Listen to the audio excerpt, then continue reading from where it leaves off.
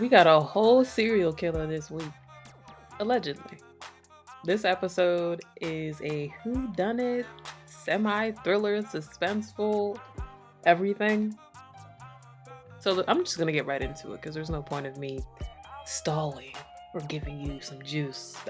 I don't want to say, okay, yeah, this is my favorite one of this season because you do that with every episode, and then next week brings you something that you weren't even expecting. But more on that later. The show opens up at Paperboy's new house, and I will say it's a nice crib, very modest. I mean, Paperboy has money now, but he's also not doing too much. If you can reference back to season one, his apartment, it's not doing too much as far as like the appliances you see around, the furnishings and artwork and stuff. It seems modern, nice place, obviously, but you know what? Let me hold off because I don't know how it's gonna look. He's still in the process of moving in, so we gonna put a pin in that. As per usual, he's struggling with technology.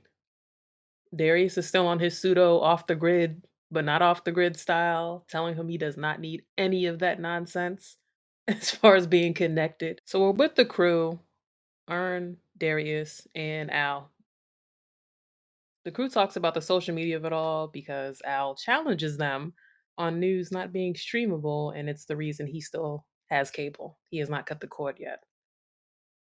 Ern shouts out TMZ, Shade Room, and LSA, the pinnacle of sources today, and he is not wrong. Well, maybe for some of you who essentially live on Instagram for your delayed news these days. So, yeah, there's that. Shade. Ern and Darius bring up the Crank That Killer, who, as the name denotes, is going around killing people who made a Crank That video back in the day. Now, I always feel unqualified saying back in the day, as it was 2007. Wow, that is a long time ago. Not really, but I don't know. I swear, after high school, time is just gone. But that song was huge, obviously. You really can't take away Soldier Boy's accolades with that one, as he invented YouTube. He didn't invent it, but he's credited with making it a success because that video's views are still ridiculous to this day. Al pulls up a Crank That video of his own featuring a friend, Jay Berg, and himself. The video was on his YouTube page, so I'm not sure why he would need to call his boy to take it down. But then I remembered Al is bad with technology and probably forgot his password again. More on that later. In the thumbnails of the YouTube page he was on, we get a couple Easter eggs with the Call Ahmad White video, and you remember him from season one, episode one, literally the pilot, on the bus with Ern and the Nutella sandwich. He really, really works. There was also a Montague thumbnail too. Imagine if this happened now with all the TikTok dances that were stolen. Oh, my bad. I mean, that were remixed.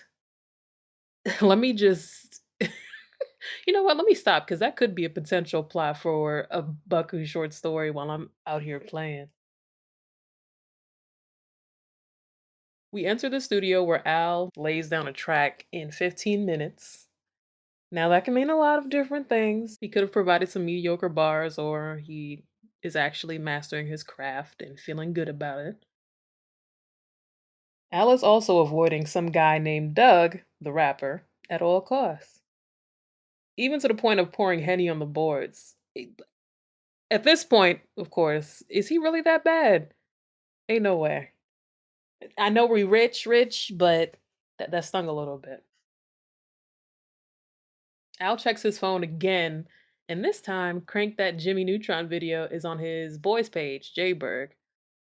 And now he notices there's a very, very recent comment left with a skull and crossbones emoji. This makes Al more nervous, of course, as he thought there's no way nobody would find the video. But they're on to him.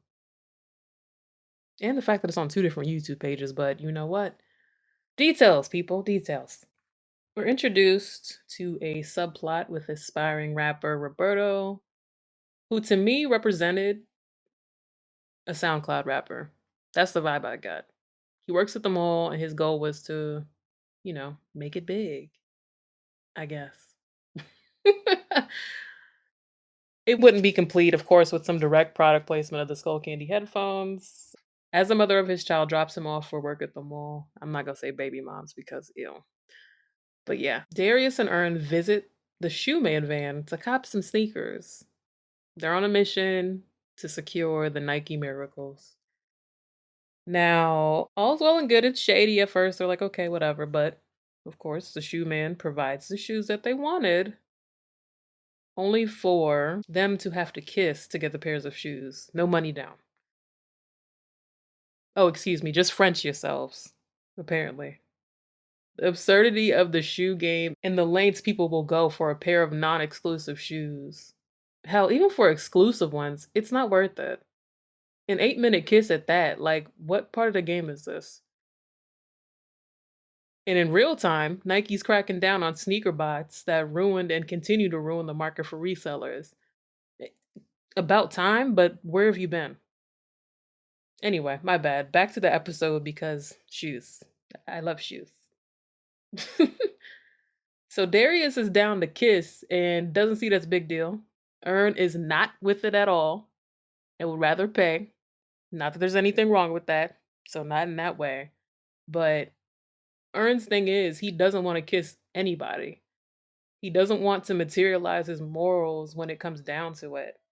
And Darius's argument is more so centered around their resale value and the true manufacturer's sale price versus kissing and essentially getting them at the expense of their lips. Yes, they are above this, but ultimately end up kissing. More on that later. Paperboy is at home, still as paranoid as ever. He's constantly checking his phone, of course, to stay updated. We get another Easter egg here with the Black Justin Bieber as one of 9 celebrities you didn't know were bisexual. That was season 1, episode 5, Nobody Beats the Biebs. And in this case, Biebs, I guess, wouldn't count as a YWA, a young white avatar callback. Hashtag mermaids are white also made an appearance. Big shout out, see you May 26, 2023 for The Little Mermaid. You know I'm not a fan of remakes and requels and or live action, but gotta support Halle Bailey. Also trending is Crank That Killer strikes again, so he calls Soldier Man, aka Soldier Boy, Mr. Crank That himself. He's skipping town and advises Al to do the same because of his video. Like a good neighbor, Safe Farm is there. Hopefully Al is able to secure a safe farm after procuring his first crib. We never get an answer as to who was in the house with Al, but all them noises from the 3rd floor, yeah, that's when he decides to get up and go to Greenbrier Mall. Al is dressed as unincognito as possible with an unmarked dad hat and shades on. He tried, but way too hard for that pretzel when it comes down to it. Of course, like a teenager, the pretzel girl lets others know that Paperboy is in the mall. Who is she telling? Roberto. Word spreads quickly, and he decides this is his chance to rap for Paperboy.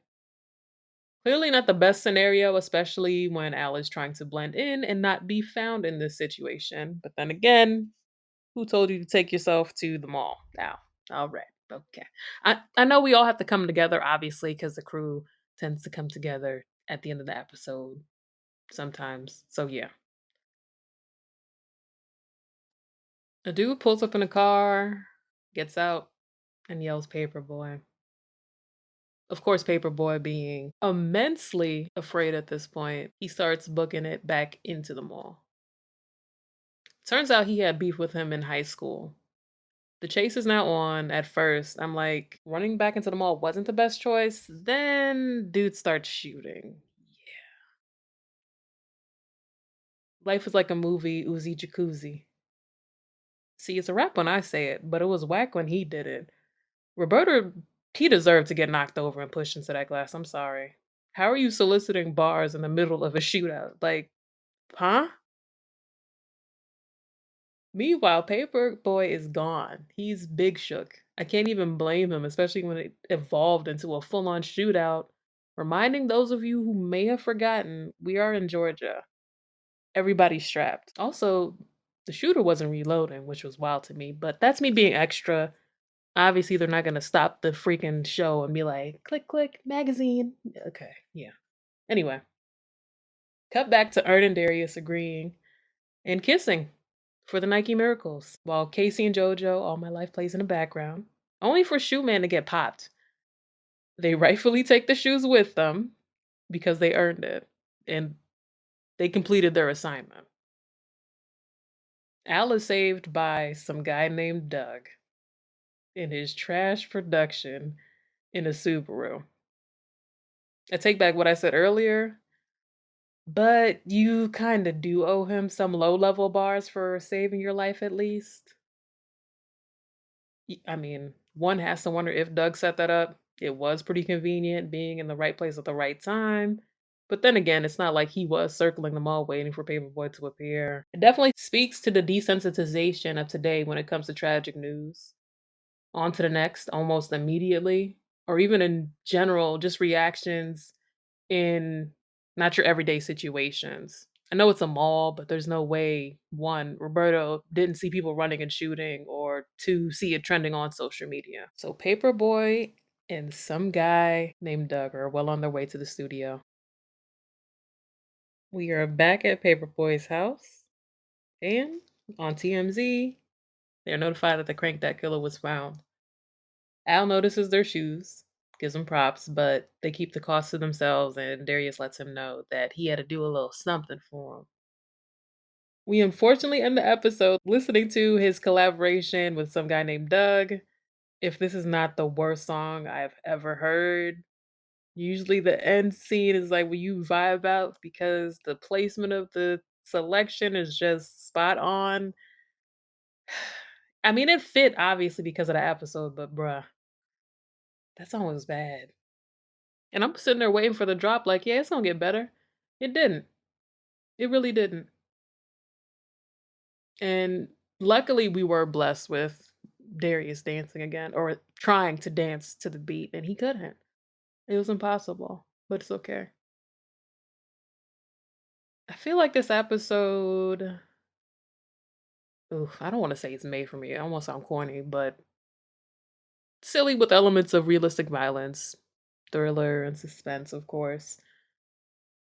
Even if it wasn't their Halloween episode, it is very timely because it felt seasonal, and it's October, so perfect. We didn't get a portal this episode. Wow.